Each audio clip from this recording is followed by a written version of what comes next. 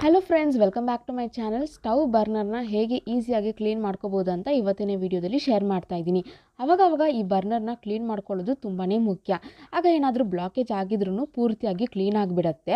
ಇದರಿಂದ stove on ಮಾಡುವಾಗ ಚೆನ್ನಾಗಿ ಉರಿಯುತ್ತೆ, ಫ್ಲೇಮ್ ಚೆನ್ನಾಗಿ ಸಿಗುತ್ತೆ ನಮಗೆ. ಸೊ ಹೇಗೆ ಮಾಡೋದಂತ ನೋಡೋಣ ಬನ್ನಿ.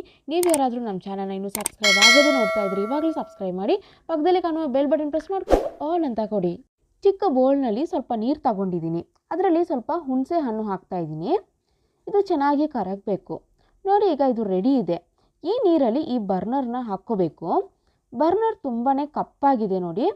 ಇದರಲ್ಲಿ ಹಾಕಿಬಿಟ್ಟು ಇಡೀ ರಾತ್ರಿ ಇದನ್ನು ಹಾಗೆ ಬಿಟ್ಬಿಡಿ. ರಾತ್ರಿ ನಿಮ್ಮ ಕಿಚನಲ್ಲಿ ಎಲ್ಲ ಕೆಲಸನ ಮುಗಿಸ್ಬಿಟ್ಟು ಮಲಗೋ ಮುಂಚೆ ಈ ರೀತಿ ಮಾಡಿ ಇಟ್ಟರೆ ಆಗ ಬೆಳಿಗ್ಗೆ ಬರ್ನರ್ನ ಯೂಸ್ ಮಾಡ್ಕೊಳ್ಳೋಕ್ಕೆ ಸರಿ ಇರುತ್ತೆ. ಈಗ ಬೆಳಿಗ್ಗೆ ನೋಡುವಾಗ ಈ ಬರ್ನರ್ ನೋಡಿ ಹೇಗಾಗಿದೆ, ಕಪ್ಪಾಗಿದೆಲ್ಲ ಫುಲ್ ಬಿಟ್ಕೊಂಡಿದೆ, ಚೆನ್ನಾಗಿ ಕ್ಲೀನ್ ಆಗಿದೆ. ನಿಮಗೆ ಇನ್ನೂ ಸ್ವಲ್ಪ ಚೆನ್ನಾಗಿ ಕಲರ್ ಬರಬೇಕಂತ ಇರುವಾಗ ನೆಕ್ಸ್ಟ್ ಸ್ಟೆಪ್ನ ಫಾಲೋ ಮಾಡಿ, ಇಲ್ಲಾಂದರೆ ಇಲ್ಲಿಗೆ ನೀವು ಸ್ಟಾಪ್ ಮಾಡ್ಕೋಬೋದು, ಚೆನ್ನಾಗಿ ಕ್ಲೀನ್ ಆಗಿರುತ್ತೆ. ನೆಕ್ಸ್ಟ್ ಏನು ಮಾಡಬೇಕಂದ್ರೆ, ಒಂದು ಚಿಕ್ಕ ಬೌಲ್ನಲ್ಲಿ ಸ್ವಲ್ಪ ಟೂತ್ ಪೇಸ್ಟ್ ಹಾಕ್ತಾ ಇದ್ದೀನಿ. ನೆಕ್ಸ್ಟ್ ಇದಕ್ಕೆ ಸ್ವಲ್ಪ ಅಡುಗೆ ಸೋಡಾ ಹಾಕಿ, ಅದಾದ ನಂತರ ಸ್ವಲ್ಪ ವಿನಿಗರ್ ಹಾಕ್ಕೊಂಡು ಚೆನ್ನಾಗಿ ಮಿಕ್ಸ್ ಮಾಡಿ. ಈಗ ನಾವು ರೆಡಿ ಮಾಡಿದ ಆ ಪೇಸ್ಟ್ನ ಈ ಬರ್ನರ್ ಮೇಲ್ಗಡೆ ಹಾಕ್ಕೊಂಡು ಒಂದು ಬ್ರಷಿಂದ ಇಲ್ಲಾಂದರೆ ಒಂದು ಸ್ಕ್ರಬ್ಬರಿಂದ ಚೆನ್ನಾಗಿ ಉಜ್ಜಬೇಕು.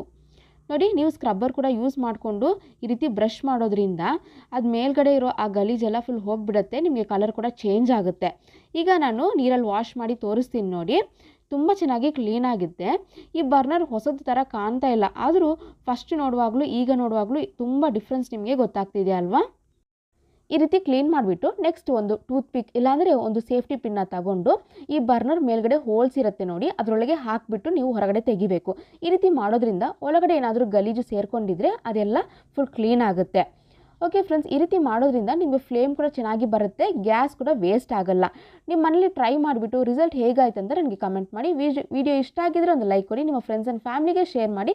ಇನ್ನೊಂದು ವಿಡಿಯೋ ಜೊತೆ ಸಿಗ್ತೀನಿ, ಅಲ್ಲಿವರೆಗೂ ಬಾಯ್ ಬಾಯ್.